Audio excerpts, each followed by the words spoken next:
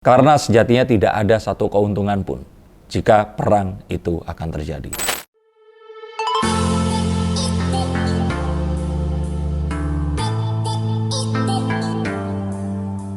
Halo Sainsikers, kembali berjumpa bersama saya Denny Darkotidera. Namanya misteri yang ada adalah tanda-tanda yang kita semua coba untuk mengerti. Hari ini adalah hari bersejarah. Untuk pertama kalinya juga di konten saya mengangkat sebuah hal yang ini mungkin tidak akan pernah terlupa sampai kapanpun, karena di hari ini mungkin saja ini adalah hari bersejarah saat Perang Dunia Ketiga terjadi atau dimulai. Dimulai sejak Presiden Vladimir Putin mengumumkan tentang operasi militer yang dilakukannya di tanah Ukraina.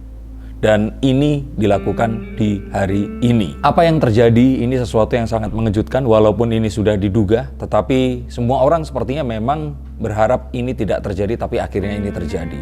Dan kita akan coba untuk lihat menggunakan kartu, karena semua eskalasi ini terjadi sejak akhirnya ledakan terjadi juga di beberapa tempat, dan juga diambil alihnya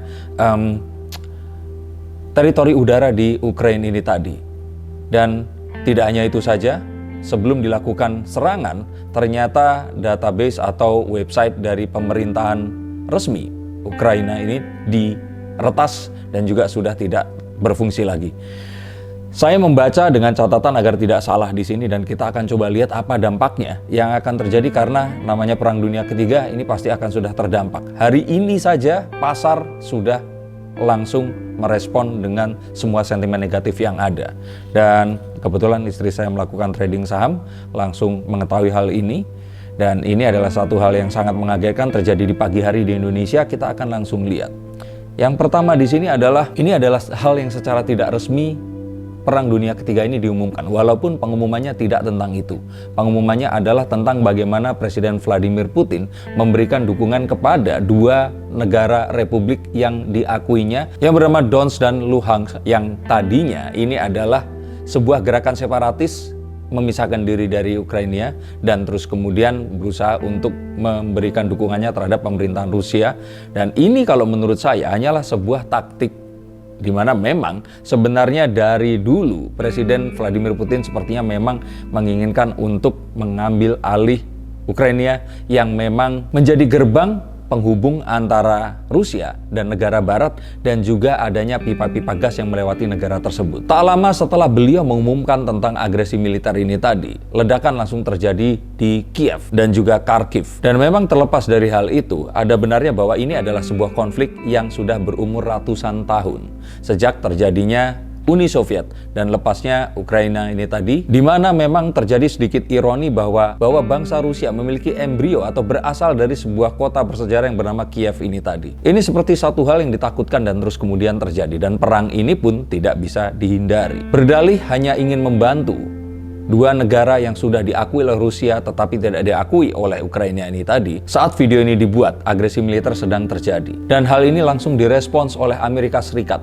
Uni Eropa, di mana di dalamnya ada Jerman, ada Inggris, dan juga negara-negara yang berpihak kepada Britania dan juga Amerika seperti Australia dan Jepang. Di sini sepakat untuk memberikan sanksi ekonomi mereka karena Rusia dianggap telah memicu satu hal yang selama ini mereka takutkan. Tidak tanggung-tanggung, proyek-proyek bernilai puluhan juta dan ratusan juta dolar Amerika ini ditutup dan beberapa banknya dibekukan. Dan mendengar hal tersebut, Presiden Vladimir Putin tidak bergeming dan tetap melakukan rencananya. Dan jika ternyata kita memang mengikuti, ini sebenarnya adalah sebuah eskalasi dari perseteruan blok barat dan blok timur yang memang sejatinya ini terjadi selama puluhan hingga mungkin 100 tahun ke belakang, di mana negara-negara blok timur seperti Rusia, China, Korea Utara, dan juga Iran di sini menunjukkan ketidaksetujuannya terhadap hegemoni kekuatan blok barat, dan terutama dengan campur tangan NATO terhadap perpolitikan negara-negara di Eropa ini tadi. Sehingga Rusia yang merasa negara ini terancam karena banyaknya negara-negara yang akhirnya melepaskan diri dan terus kemudian berpihak kepada Barat, membuat tekad Presiden Vladimir Putin ini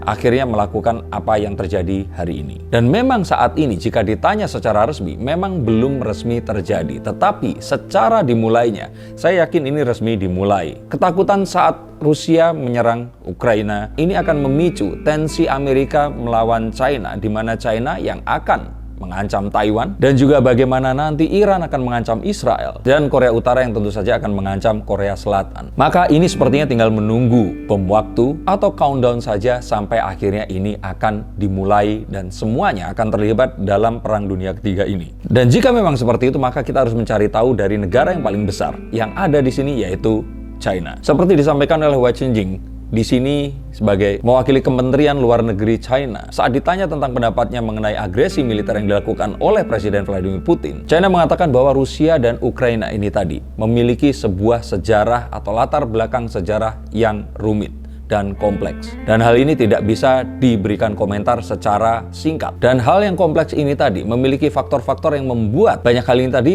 timbul komplikasi dan menyebabkan apa yang saat ini terjadi. Sehingga nanti dalam beberapa hari ke depan kita akan melihat framing-framing media yang akan berusaha untuk mencari pendapat dunia internasional dan mencari dukungan dari negara-negara yang netral seperti Indonesia yang akan menceritakan peperangan ini dengan versi mereka. Tapi untuk kalian semua yang ingin berpendapat atau berpihak di sini, ketahuilah bahwa mungkin kalian harus menyediakan ratusan jam dulu untuk mempelajari sejarah antara Rusia dan Ukraina ini tadi sebelum kalian memberikan pendapat atau dukungan kalian. Tapi saat kalian mungkin membaca itu, Ukraina ini tadi mungkin akan sudah jatuh ke tangan Rusia. Walaupun apa yang dilakukan Rusia di sini hanyalah berusaha untuk melindungi dua negara yang mereka sudah akui kedaulatannya. Tetapi mengingat apa yang terjadi, ini hanya akan terjadi dalam hitungan jam bahkan hari. Ini akan dikuasai dalam hitungan hari dan bahkan akan dikuasai dalam hitungan jam. Dan bahkan saya melihat di sini negara-negara blok barat akan segera berkumpul dan mengumumkan ultimatumnya. Bahkan mungkin saja artileri militer sudah dikerahkan menuju perbatasan untuk mempersiapkan skenario terburuk jika ternyata Perang Dunia Ketiga ini akan terjadi. Tapi apapun itu, dampak dari Perang Dunia Ketiga ini sudah mulai bisa dirasakan. Pasar langsung merespons dengan sentimen yang negatif dan banyak saham-saham yang berjatuhan nilainya saat Presiden Vladimir Putin mengumumkan agresi militernya terhadap Ukraina di pagi hari di waktu Indonesia bagian barat tadi.